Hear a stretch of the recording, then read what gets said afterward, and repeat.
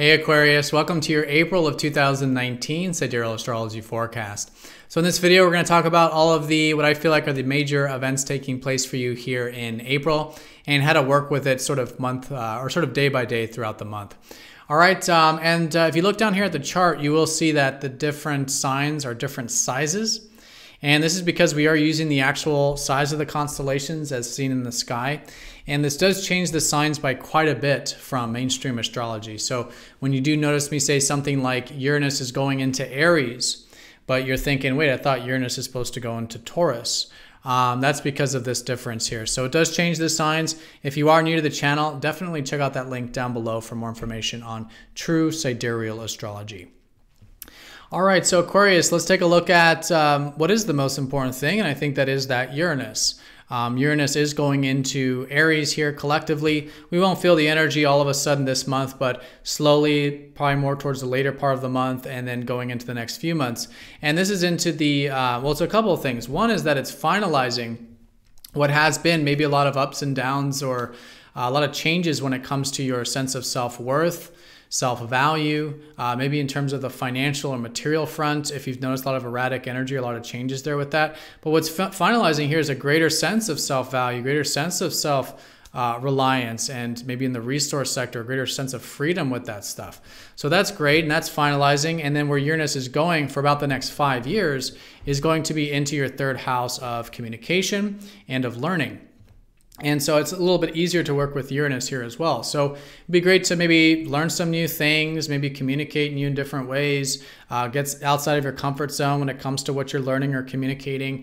And yeah, just listen to your excitement there, mix up the area, and there'll probably be some unique and different things, unique ideas, perspectives, things in your immediate environment that can help, again, help you link up to a greater connection to your true self when it comes to what you're speaking, when it comes to what you're learning and thinking about with the third house.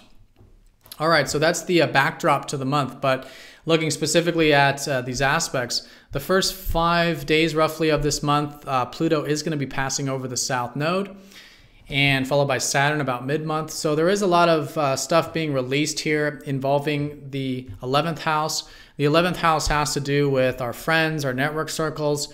It also has to do with our future aspirations. And so it's been really activated here, particularly the past year and a half. And so if you've been building some structures here, great. These structures are going to continue to be built. But there is some past stuff being released with this building. And in this case, the first 5 days of the month, if there's any patterns you may notice involving your network circles or involving your future ideals, you're going to be releasing those patterns. Especially if there's any fears involving this stuff, you're going to be releasing those as well. And this is going to really help empower and transform that area for you. So that's coming into the month. And then April 2nd, we do have Mercury going over Neptune, and this is in your first house. So with this one, if there was a lot of emphasis last month on rethinking who you are, what you want, your goals, your self-image, if for those of you who kind of redid your self-image in some way, this is all getting solidified now. With Mercury passing over Neptune, there could just be a greater acceptance about not needing to know exactly who we are or what we want in life, and just a more receptive approach to these things that's getting solidified around the 2nd. And then April 5th, we do have a new moon, and this is going to be in your second house of resourcefulness. So new beginnings here in terms of maybe income, outer resources, assets, investments. Internally, just a greater sense of, again, self-reliance, self-trust, self-value. And so great month to just focus your attention on these things, your inner and outer resources.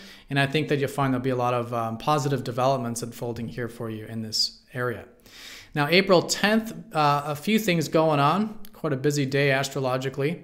And one of which is Venus passing over Neptune in the first. So maybe cultivating some sense of value about your identity or who you are and what you want. Again, a greater solidification when it comes to that sense of self and independence. And in this case, maybe seeing the value of that. And again, just a greater acceptance and receptivity and trust when it comes to things in life that you're actually seeing the value of, specifically in the context of, you know, what you want and your goals and things like this.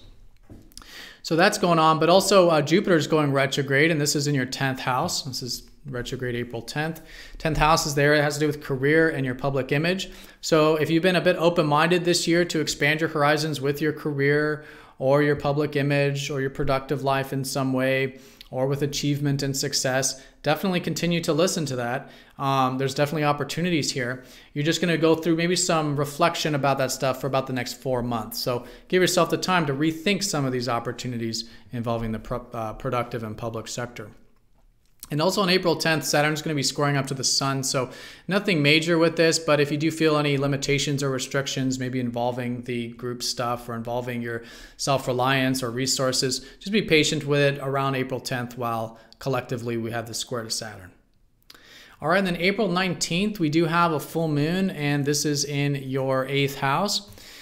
So if there has been anything over the past 6 months that you've been doing involving healing, or involving transformation or self-empowerment, or even involving shared resources in any way, this is all coming to a culmination and completion this month. And as you become aware of that, and there's that culmination with it, it is again finding that balance between the deeper aspects of life and the transformation and the healing or whatever that is, with the more material aspects of life. And so finding that balance between the deeper values and the material values is just a really good way of working with this full moon. All right, and then April 20th, Saturn passes over that south node, like I said. And so since Saturn is your traditional ruler here, there might even be some things being released about you. So again, non-attachment to who you are, what you want. Again, I think there's already been a lot developed with this from last month, but just good to be non-attached to these things. And again, with the group stuff or with the future ideals, and that's going to help for that releasing process. It's happening naturally. It's really nothing to do with the south node, just as much as just becoming aware of it. All right, and then April 22nd, we do have the Sun then passing over Uranus in the 3rd. So this is where you'll probably start to notice a little bit more of that Uranus energy we're talking about, of changing things up with your communication, changing things up with learning and practical things, maybe new information, new practical things, new forms of communication, something like this that is kind of out of left field with Uranus. Usually we're not really expecting. But again, if you're willing to get out of your comfort zone, listen to your excitement, try new things with it, it's a fantastic way of working with this energy moving forward. All right, and then April 24th, Pluto's retrograde, followed by Saturn, April 30th.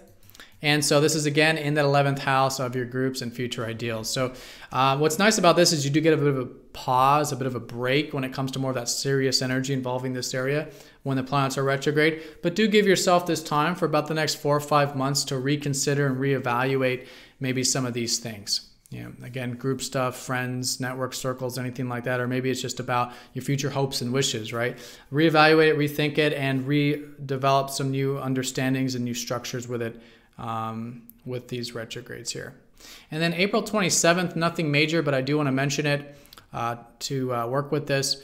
Mars is going to be squaring up to Neptune collectively.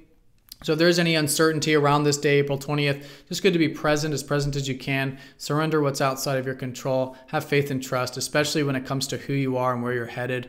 And if it has anything to do with your home or personal life, also good to do that.